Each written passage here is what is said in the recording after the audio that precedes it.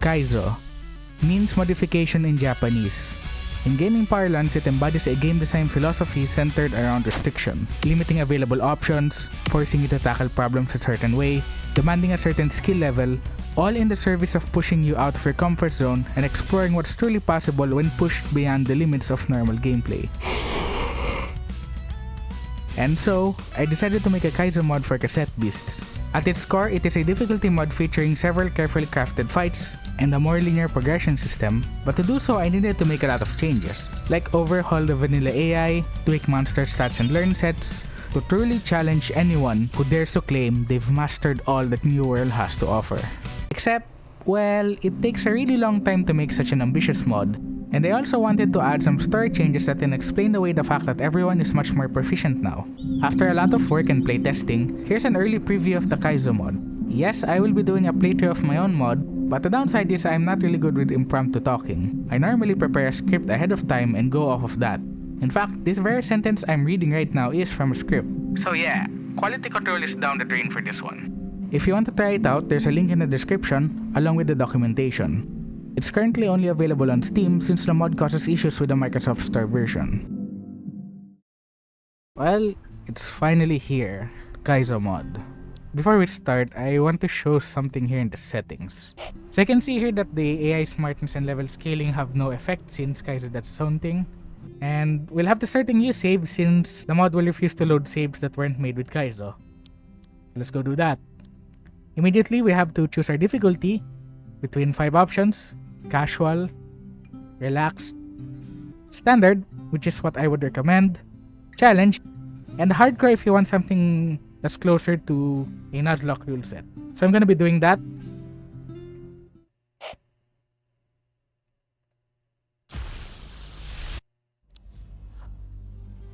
And to get a custom character, I'm just gonna call myself Kaizo for demonstration here. Alright, and go. I'm not showing speed and timer because I'm gonna fumble a lot of my words since, again, I'm not very good with impromptu speaking. Alright, so let's just get through the tutorial stuff real quick.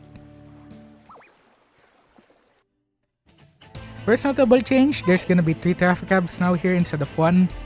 This is just to immediately signal to the player that you are indeed playing Kaizo and not just some vanilla gameplay. I'm just gonna be mashing through text that I know haven't changed. Alright, so we're gonna have to pick our starter here. Now, a lot of my playtesters tend to gravitate towards Banship because dodge, battering ram, Sherlock. But I want to show off that you can get through this game with Can Devil as well, so we're gonna do that. Gonna mash through this stuff. Now, these traffic cab aren't one-shot kills unlike in vanilla now, so we're gonna have to actually put in the effort. The middle one only has traffic jam, so we'll want to save that up for last, and we'll want to double down on the traffic cab.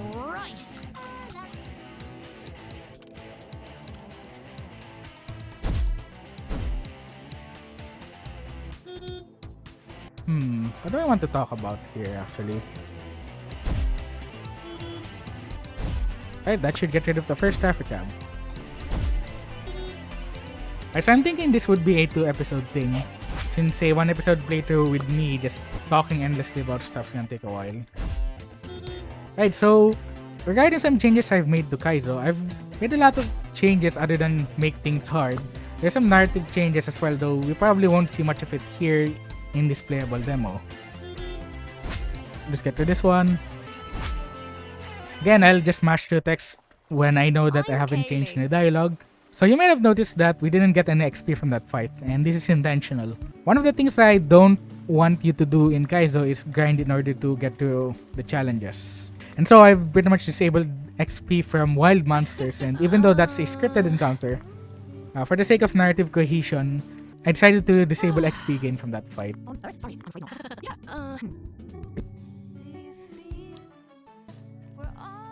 So, let's open this. And if you're playing on lower difficulties, you should see a little something here that allows you to lower the difficulty. Alright, let's just go through the tutorial real quick. Oh, we didn't get to skip. That's fine. Open this. And then time for a Spring Hill fight. Let's just get this going.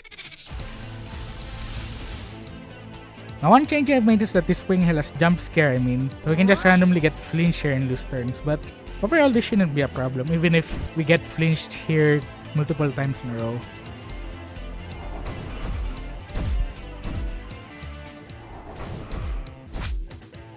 Alright, pretty straightforward fight.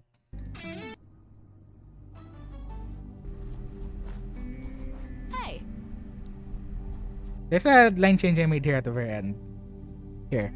It allows you to pass the time, change tapes, and later on remaster your tapes. So yes, remastering is now a separate feature here that requires you to unlock an upgrade. And I did this mainly in order to effectively extend the early game. Since if I didn't do this, you just rush your decibel and immediately have a team of fully remastered tapes. Although advancing the time is still an option you can go to if you want to, be a little cinematic, talk to your partner for a little bit. There's normally an NPC here that gives you 3 rewinds. Now they only appear when healing is allowed on the current difficulty level. There, do you see that statue? Make a wish in front of it and see what happens. So this is how I enforce the Nuzlocke rule about having one encounter per area and it being random. So we'll just interact with this thing. Your request has been fulfilled. Okay. Traffic cab. Can't complain about that one. So I've made recording a bit easier here, so you don't have to put up with the annoyance of having to record monsters with 0 upgrades, but we're in the tutorial, this doesn't really matter all that much. This is a guaranteed record. Switch here, we just keep going and attacking. Right.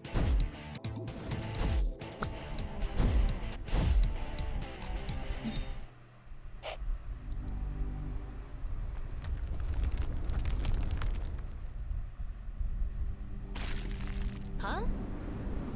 What's going on? If this is because of monster activity, we better stay sharp. Let's go.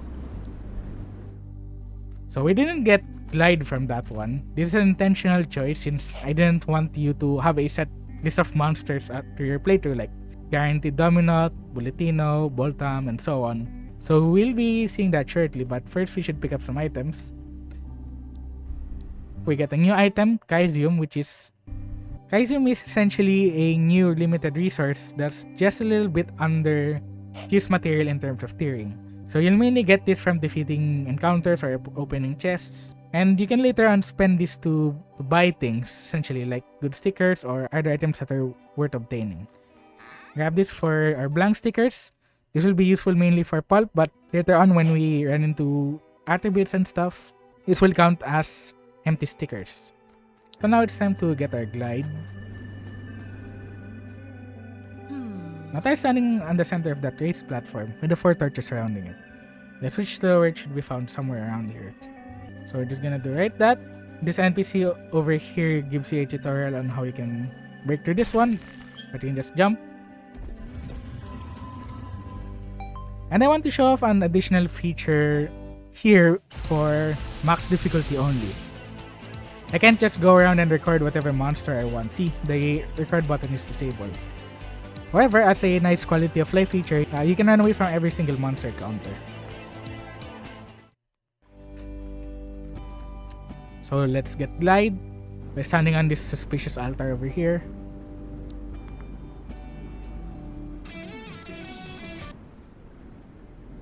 Sorry. To unlock that.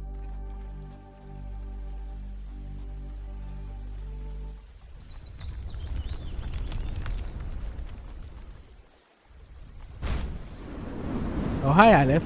You look a little different. What? I haven't really changed much about the tutorial Morgante fight. You still can't lose it, but I made some changes to Morgante's HP so that you can finish it 1 round earlier than usual. Alright, so this chest gives us an anti-spawn Spirant, which is a more potent version of the Reodorant since it gets rid of monsters spawning rather than just disabling aggro. And it's kind of mainly a quality of life feature so that you don't have to put up with wild monsters roaming about. We'll put this in here. And now for an unskippable cutscene.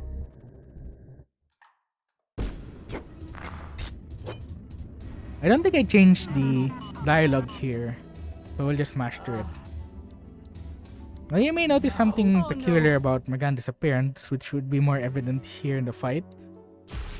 So yeah, as part of the you're playing Kaizo thing, I've decided to make Morgante's chromatic aberration thing in the cutscene a permanent feature of her sprite, I should say. So yeah, this is still a tutorial fight, however, you can't really lose this. One thing I've changed, however, one, Morgante's level is now 200 instead of 100. And another one is, I've reduced Morgante's HP. Normally, she starts off with 19 HP here, but I've decided to lower it so that you can finish this one round earlier. Like, getting hit by Mukodo Morgante doesn't really add much. I know it's against the whole point of the tutorial showing off how scary these angelic attacks are, but this should not be your first time playing Cassette Beasts. And there we go. We've beaten Morgante before she fires off Kodo Morgana. We get enough XP here to hit level 10.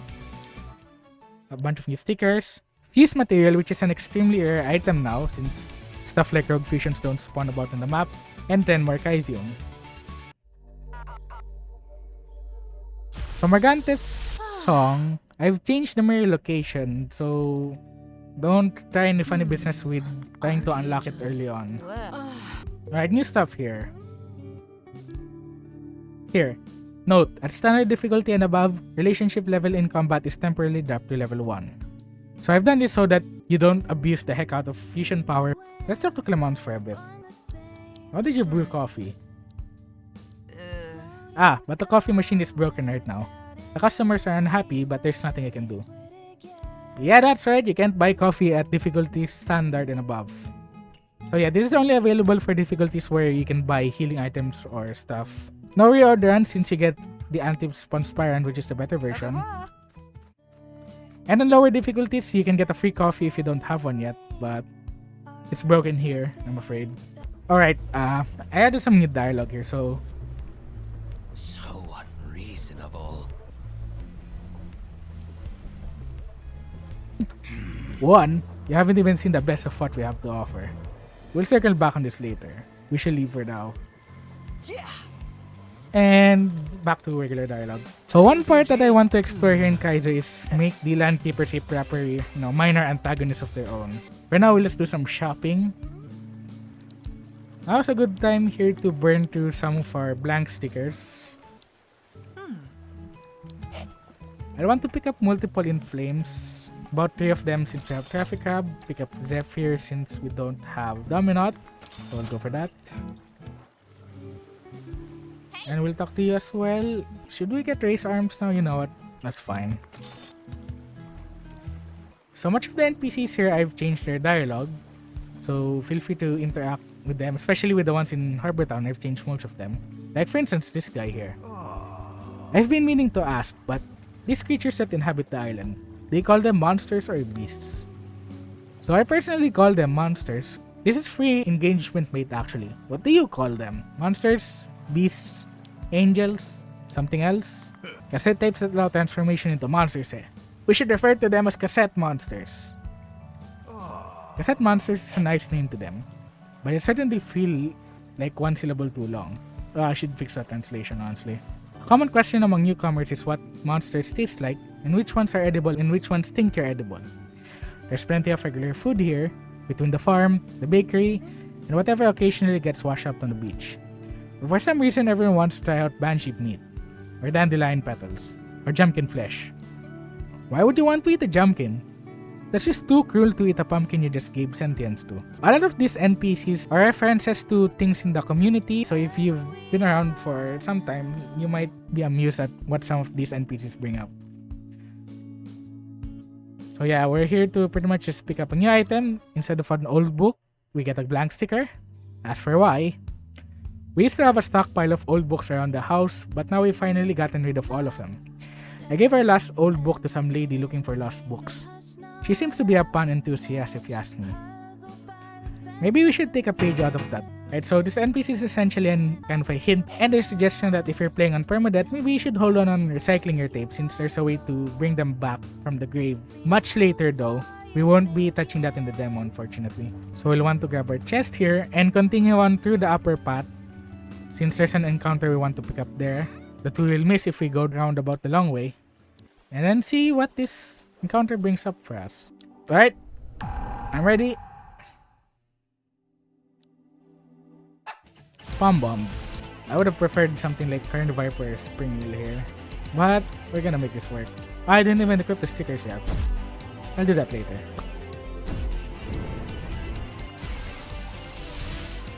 Alright, as I mentioned earlier, I've made recording a bit easier now by essentially giving you upgrades right from the get-go.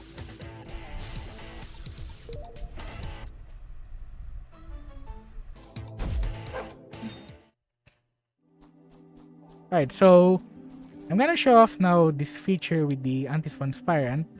So upon use, the wild monsters instantly disappear. Gone forever.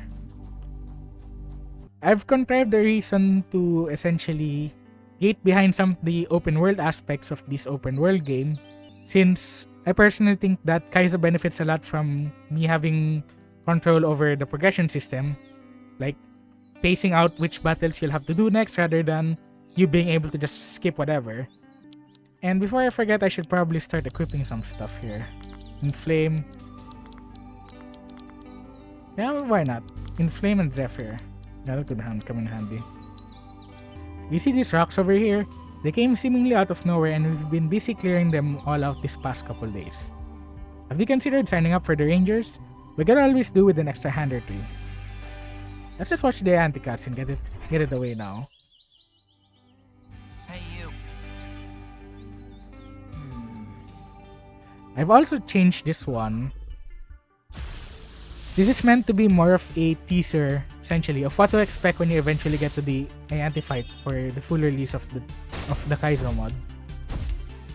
And yeah, you'll want to count the number of radiation breath hits here.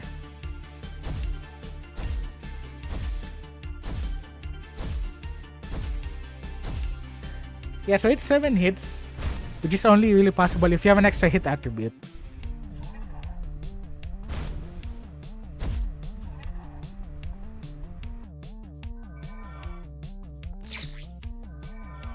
Yep.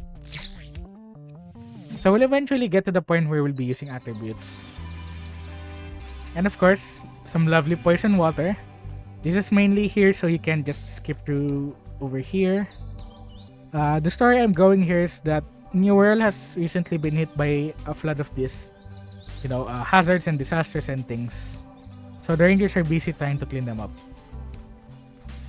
This NPC's dialogue changes depending on the difficulty, essentially whether you're on one with permadeath or not. Here's a word of advice. You can't always run away from your problems. You have to face them head on or you'll never make it far in this world. You can run away from most monsters, no problem, but you cannot escape the people around you. Now let's change it to nighttime, just for funsies.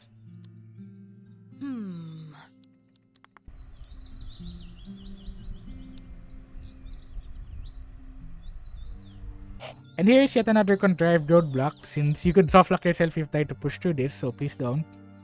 Step back, Wanderer. Let the Rangers handle this swarm of Masqueradon. So yeah, typical roadblock. So let's get through our first NPC fight.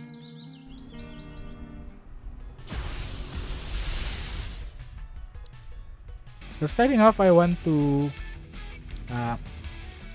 attack on the traffic grab here, just to deal some early damage. See if we can do its gimmick. So traffic grab here starts off with provoke to redirect attacks. Dominant will be using Beast Wall here to protect the traffic grab. So now it's protected. Now we'll want Serenade to use dodge here, because traffic grab will be using Undertow. And that Dominant's just gonna keep refreshing here. Now keep in mind that this Dominant has air resistance, as well as beast resistance, so it's gonna take a bit less damage from that. Oh, nice miss. Gonna wall itself. So this traffic grab's gonna want to, I think, probably reuse provoke, but we want to get rid of it sooner now. So we're gonna get rid of the wall. Have Serenade is in flame.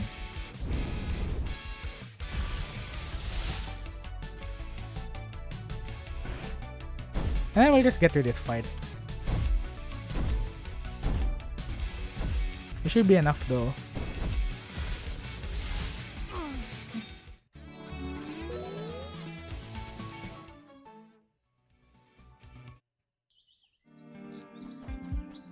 Alright. So it's time for our next encounter. Let's see what we get. Hopefully something actually decent.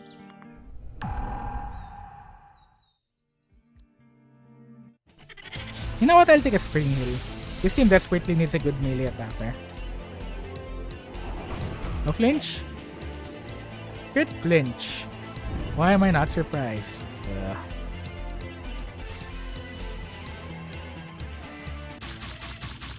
Oh, that's a lot of damage. Should be fine though, I hope. Alright, there we go.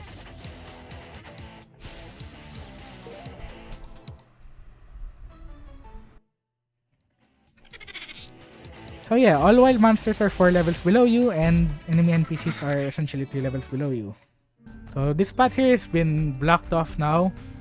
And let's just get to this fight here. I have Inflame, right? But I don't want to be... Yeah. I'll just get to it.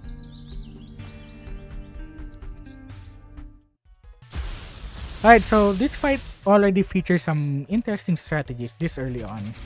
So I just want to go for Smack and carefully Zephyr here to get type advantage on Bushai.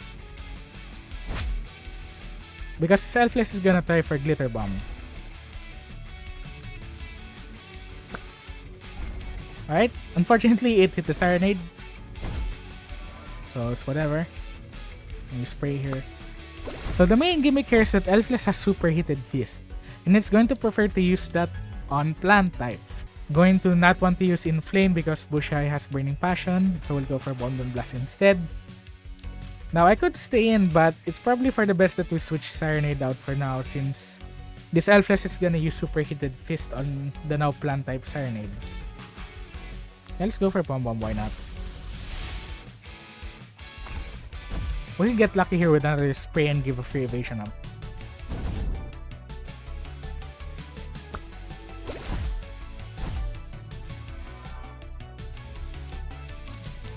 So let's just finish this one up with Bonbon Blast and...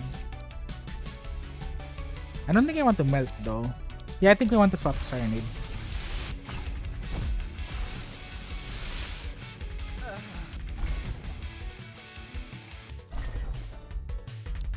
Alright, I forgot to mention, Bonbon Blast now has 100% accuracy. Since I felt like the 85 accuracy was just getting in the way, especially. So I decided to give you a nice bonus by setting this one to 100% accuracy.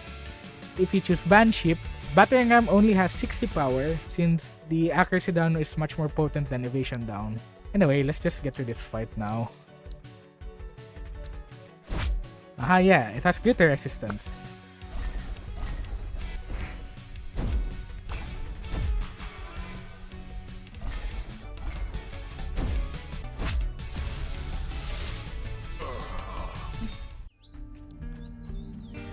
Now, this next fight is something.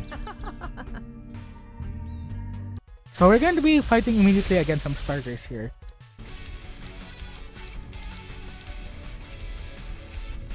They're going to set up Sprint for the first round here, guaranteed.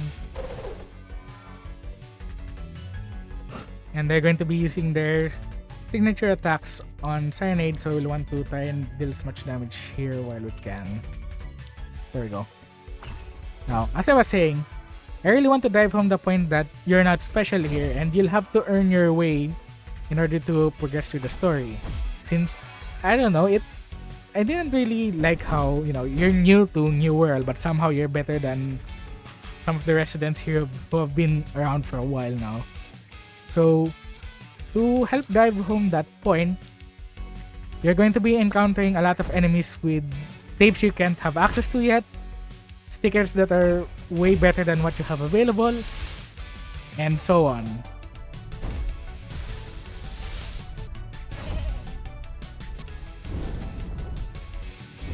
I've also made some changes towards the monster's initial moves and level up moveset. just to balance some of them out. Some of them are a little too powerful for my liking this early in the game. Don't ask what happened to that person. Yes. So a fun gimmick that I've done for all land keepers is that they have vampire in all of their tapes. So don't try to do any healing business with them. We're gonna start off by using Inflame on the Nevermore. So Macabra's gonna set up a wall for itself. We're just gonna burn here. And now for some gimmick here that we're gonna show off. We're gonna get rid of this Nevermort now, but watch what the AI does here. So Nevermort's gonna Snow Rush, which sucks for a Cyanide, but that's fine. So here it comes. Macabra's going to use Life Absorb on its ally Nevermort to give it Potentiated. So this is something the vanilla AI never does, hitting its own allies for triggering certain effects like that.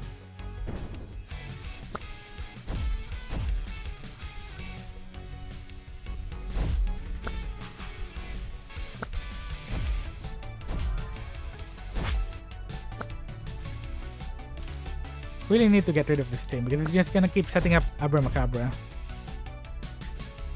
Bite, by the way.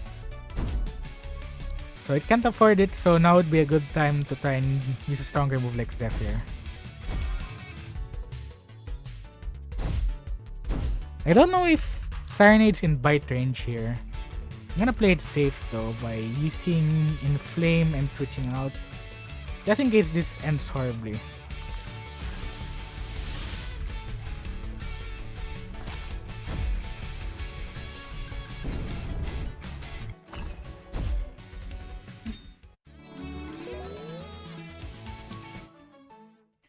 I definitely want this elemental wall. Probably gonna get rid of Race Arms, as insane as that sounds. You know what, I'm fine with that.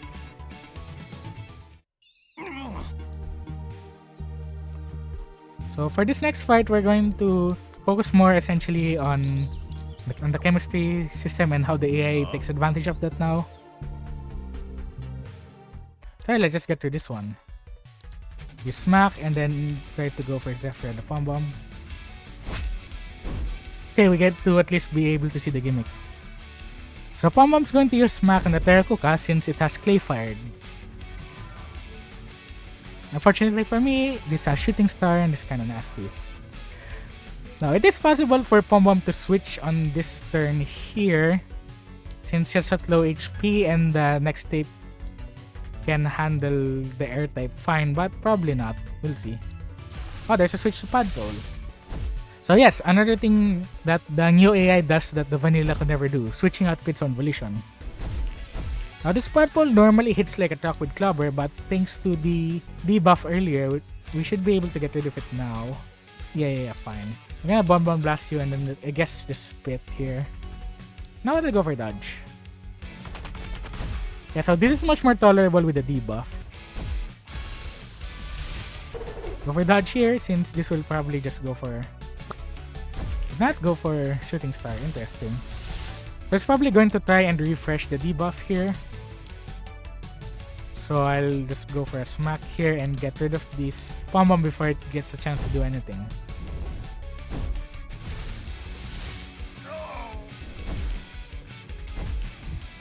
Should I be worried? I think I should. I'm gonna use Bite here on the Terracotta. You know what? We'll go for Twisting Hill. I went for Shooting Star that turn. I think we should be good now because we can just double Bite here. And get to this fight.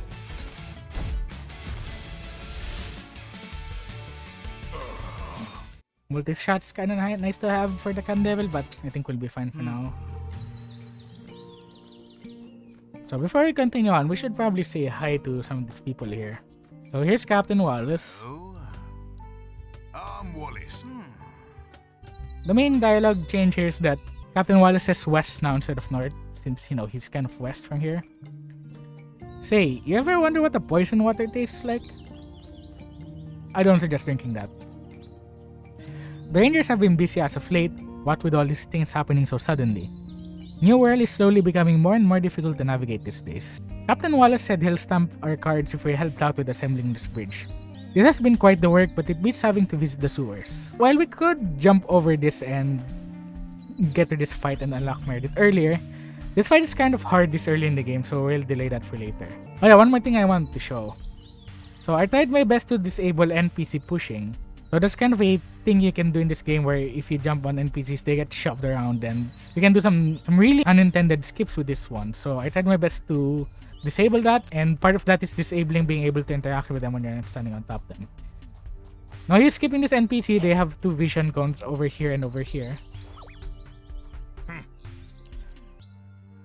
So of course, as is mandatory for this sort of stuff, we want to get all of the RNG hell stuff out of the way early. So this is a be random only fight. I want to get rid of the popper first, preferably. Because this thing is really stacked stats wise. But I'm gonna wall up here for safety. Oh, this could be bad if this is stab in the dark. I think I'll wall here again and then attack the popper. Wow, this is starting to get really bad.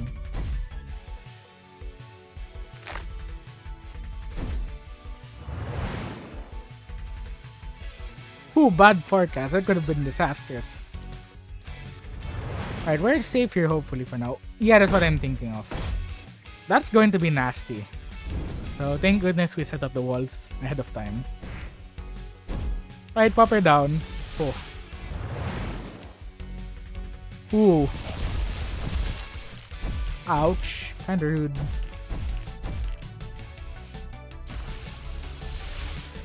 Quickly. You know what traffic I'll finally do?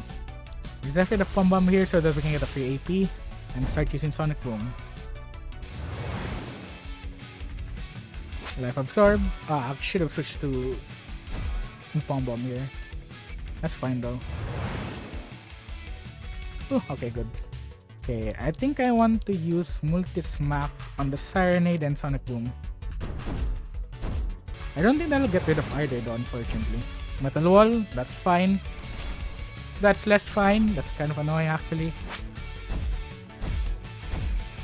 Wasteland? Okay, good. 5 hits. Kinda nice. Serenade, please. I'll take Iron Filings, honestly.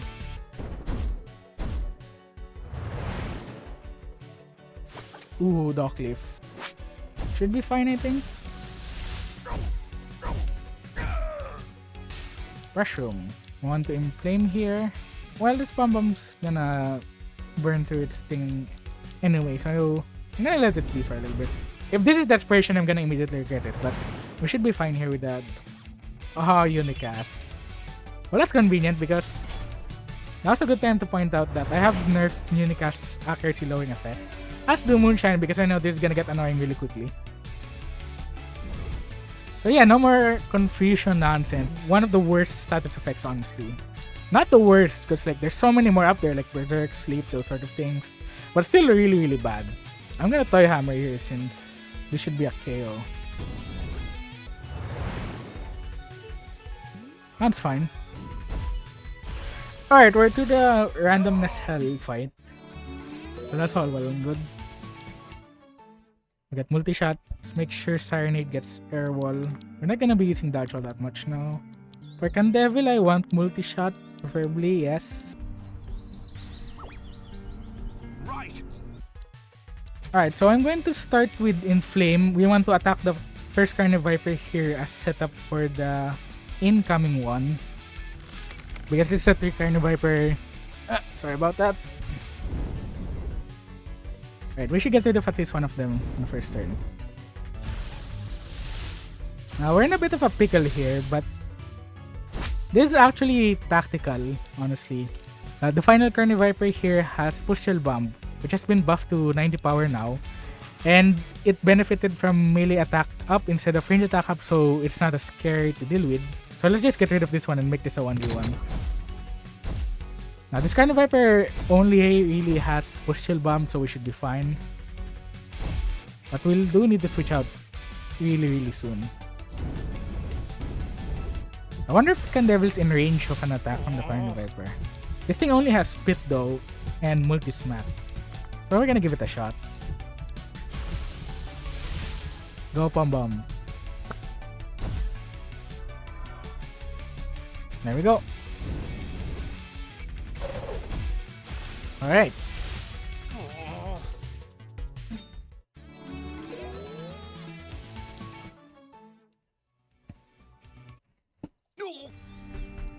Right, so here is kind of an optional encounter. Probably don't want to do that yet. If you do it too early, you're gonna have a bad time with Jack over here. Yeah, so I've moved the cultists here so that you're forced to encounter this while you're partnered up with Kaylee. They're going to want to set up AP boost on the first turn. So I'd say we try to make quick work of the ball time while we can. That should be enough chip so that Candevil can finish it off. And now this ball time is going to deal a lot of damage if we stay in a Serenade. So I'm gonna switch into Traffic Crab and you'll quickly soon see why. Lightning Ball. That changes the weather terrain so that Dominant can spam Butterfly effect that applies Conductive. Other than that, it's kind of a fairly standard fight. Yeah, I think I'll go for Multi-Smack first, even with the Conductive. Yeah, that's up grounded.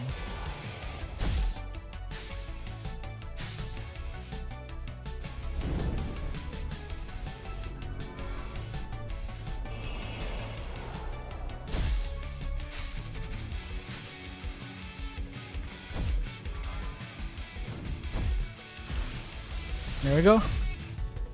Ult is down.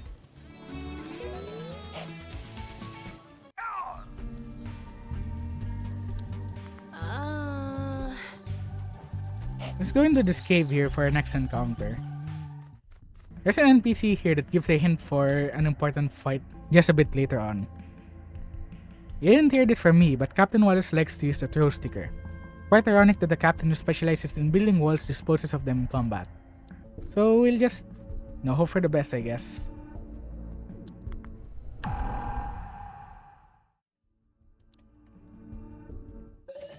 You know what? Can't go wrong with the Hakuka.